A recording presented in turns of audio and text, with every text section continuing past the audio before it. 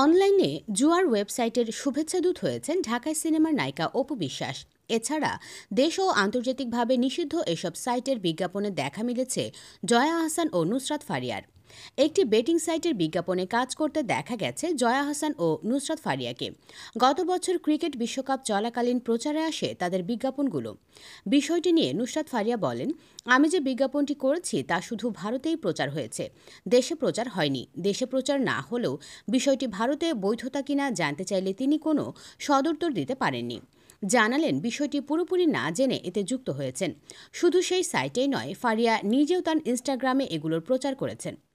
একই বিষয়ে কথা বলতে অভিনেত্রী জয়া আহসানের মুঠোফোন ও হোয়াটসঅ্যাপে যোগাযোগ করা হলে তিনি কোনো সাড়া দেননি। অন্যদিকে অপু বিশ্বাস শুভেচ্ছাদূত হয়েছেন বাবু ৮৮ নামের একটি বেটিং অ্যাপের। নতুন বছরের শুরুতেই নায়িকার এই ভিডিও শুভেচ্ছা বার্তা পোস্ট করেছে ওই সাইটটি, যেখানে অপু বিশ্বাসকে তাদের শুভেচ্ছাদূত হিসেবে দেখা গেছে। এ বিষয়ে কথা বলার জন্য কল দেওয়া হয় অপু বিশ্বাসকে। ব্যস্ত আছেন জানিয়ে পরে কথা বলবেন বলে ফোন কলটি কেটে দিলেও এরপর আর ফোন ধরেননি তিনি।